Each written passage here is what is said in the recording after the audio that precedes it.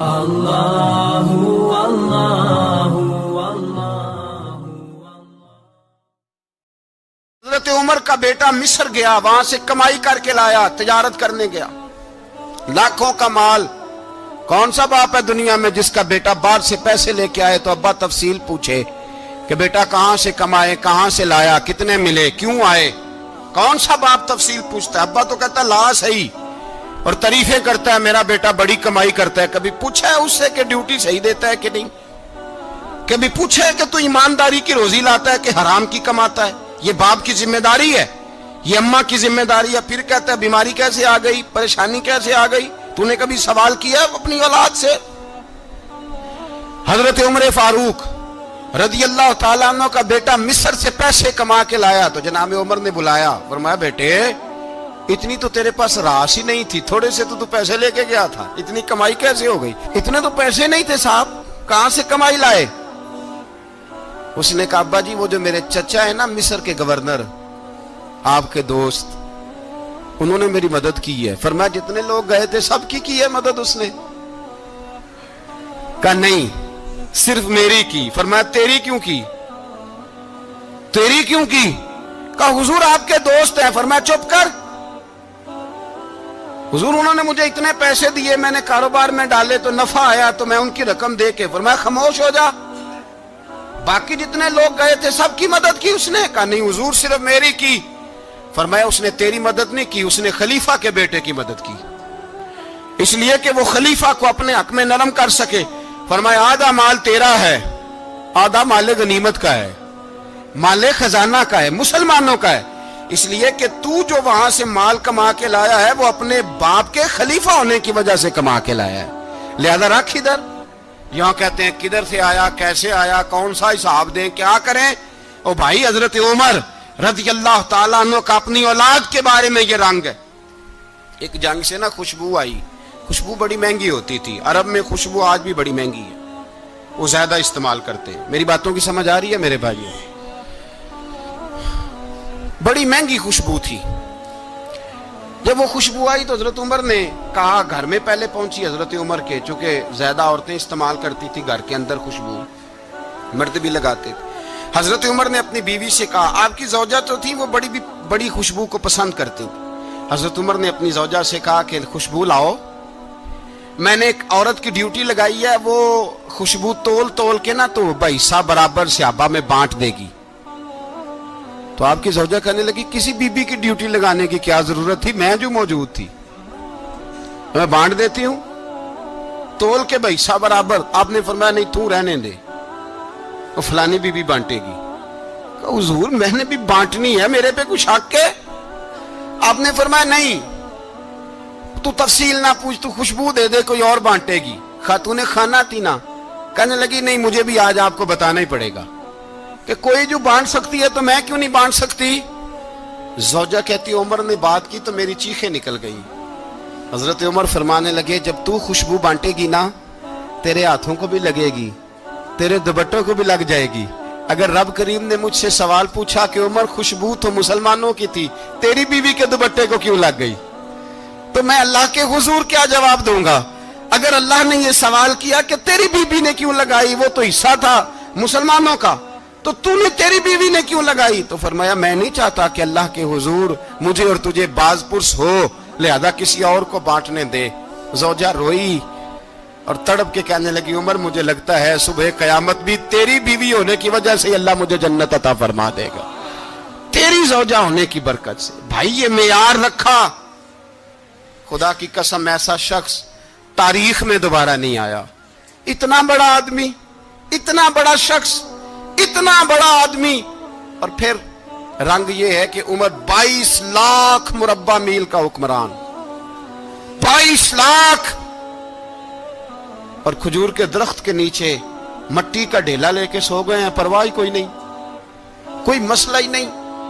دو غلام ساتھ بیٹھے تو ایک روٹی حضرت عمر نے گھر سے منگوائی، تھوڑا سا سرکہ، تو غلام کہنے لگے ہم نے بھی کھانی ہے۔ فرمایا کوئی حرج نہیں، روٹی کوئی پیٹ بھر کے کھانا ضروری تو نہیں، 3 حصوں میں بانٹ لیتے۔ ایک آدمی آیا ہوا تھا مصر کا رہنے والا ملنے کے لیے، اس نے پوچھا عمر کدھر ہے؟ تو کہا وہ ادھر جاؤ مسجد میں بیٹھے ہوں گے. اور واپس آیا تو کہنے لگا وہاں تو 3 غلام بیٹھے ہیں, ایک روٹی بانٹ بانٹ کے کھا رہے ہیں, لگتا ہے کئی دنوں سے روٹی نہیں ملی. کہا 3 غلام تو کوئی نہیں, وہاں 2 ہی تھے, تیسرے تو امیر المومنین تھے. اس نے کہا نہیں نہیں 3 غلام ہیں, کپڑے بھی ایک طرح کے پہنے ہوئے ہیں, بلکہ 2 کے تو پھر صحیح ہیں, تیسرے کے تو زیادہ ماڑے ہیں. کپڑے بھی ایک طرح کے, کھانا پینا بھی ایک طرح کا, اور ان کا نشست برخاست بھی ایک طرح کی ہے, لہذا کوئی فرق نہیں. حضرت ابو ہریرہ کہتے ہیں میں لے کے آیا, اور جناب عمر کو جب میں نے کچی زمین میں تامت سمیٹ بیٹھے دیکھا تو میں رو پڑا. میں نے اس مصر سے آنے والے کو کہا تو اس کے جلوے دیکھ, اگر اس کی ذات میں اتنا حسن ہے تو محمد عربی کا مقام کیا ہوگا. یہ مقام غور ہے, مقام غور. 10 محرم کو لوگ دیگے پکائیں گے نا, نہیں پکانی ہے؟ کوئی بول دے نہیں, ہاں نہ نہیں کر دے. پروگرام بدلیا تو نہیں دی عید کی کہ وہی کام شروع ہویا ہے لات ٹائٹ ہونے والا. کیوں جی, پکنی ہے نا دیکھیں 10 محرم کو انشاءاللہ تعالی. ہم بھی پکائیں گے انشاءاللہ, یہاں بھی پروگرام ہوگا. تو 10 محرم کو جو دیگ پکنی ہے تو ایسا نہیں ہو سکتا کہ 1 محرم کو حضرت عمر کے نام کی بھی کوئی پک جائے. اگر امام حسن حسین کے نام کی دیگیں پکیں تو جو امام حسن حسین سے پیار کرنے والے ہیں, جو امام حسن حسین سے, ہم لوگوں نے بھی عجیب رٹا اپنایا ہے نا. ہم لوگ بات کا ایک پہلو دیکھتے ہیں, دوسرا نہیں دیکھتے. حضرت امام حسن اور حسین کو بھی نبی پاک نے شہید کہا, اور جناب عمر کو بھی رسول اللہ نے خود شہید فرمایا. فرمایا شہید ہے, خود فرمایا اپنی زبان سے کہ یہ شہید ہے, خود میرا عمر شہید ہے. تو ان کے نام کی دیگ نہیں پکنی چاہیے, اس طرف نہیں ہماری توجہ ہونی چاہیے. اور اہل بیت نبو, یہ بات میں پہلے بھی کرتا ہوں, آج پھر کرنا ضروری سمجھتا ہوں. اہل بیت کا پیار سن لو کان کھول کے. اہل بیت کا پیار اگر ہمیں کسی نے سکھایا ہے تو سیدنا عمر فاروق نے سکھایا ہے. اہل بیت نبوت کی محبت اگر کسی نے سکھائی ہے تو کس نے سکھائی ہے؟ بول کے بتائیے. حضرت عمر نے. اہل بیت کا پیار ہمیں حضرت عمر نے بول کر کے سکھایا ہے. بھائی یاد رکھیں, کسی کی طاقت نہیں تھی دم مارنے کی حضرت عمر کے سامنے, طاقت ہی نہیں تھی. کیسر و کسرا کانپ جاتے تھے, جرأت ہی نہیں کرتے تھے حضرت. اور ہمارے تو تعلقات بڑے ہیں نا غیروں سے. حضرت ابو موسیٰ اشعری رضی اللہ تعالیٰ عنہ فرماتے ہیں میرا منشی سائی تھا, وہ کاتب کہتے تھے وہ لوگ, میرا حساب کتاب عیسائی تھا. تو فرماتے ہیں ایک دن میں نے وہ سارا حساب کتاب لین دین کے حضرت عمر کو دکھائے تو فرمانے لگے جس نے لکھے ہیں اس کو بلاؤ. کہنے لگے حضور مسجد نہیں آ سکتا. کیوں نہیں آ سکتا؟ کہنے لگے وہ عیسائی ہے. کہتے ہیں حضرت عمر جلال میں آ گئے. آپ فرمانے لگے جنہیں رب دور کرتا ہے تم کیوں قریب کرتے ہو؟ جنہیں اللہ دور کرتا ہے. فرمایا تم غیروں کو اگر عہدے دو گے تو اپنوں کا کیا بنے گا؟ اگر تم غیروں کو عہدے دو گے تو اپنوں کا. یہ سوچ ہے جو آج برما کے مسلمانوں کے لیے بھی ضروری ہے. کہا اگر تم غیروں کو عہدے دو گے تو اپنوں کا. ہم نے غیروں کو عہدے دیے تو دیکھا نا اپنے کس طرح کاٹے جا رہے ہیں. غیروں کو جو عہدے دے دیے یارانے سارے غیروں سے. روز دعویٰ ہوتا ہے چین ہمارا سجن ہے, چین ہمارا دوست ہے. او بھائی دوست ہے تو اس سے کہو نا کہ برما تو تمہاری ایک چھوٹی سی ریاست ہے, چین کے بغیر تو وہ سانس بھی نہیں لے سکتا. اس کو کہو نا اس حکومت پہ دباؤ ڈالے. لیکن ہم لوگوں نے غیروں کو عہدے دیے تو اپنے پس گئے. حضرت عمر کہتے تھے ذمی کا ہم ادب کریں گے. ذمی کافر کا ہم, ایسا کافر جو مسلمان ریاست کو قبول کرے, بدامنی نہ پھیلائے. ایک آدمی کو آپ نے دیکھا آنکھوں سے نابینا ہے اور بھیک مانگ رہا ہے. تو حضرت عمر کو نظر آ گیا. فرمایا کون ہو؟ اس نے کہا میں یہودی ہوں.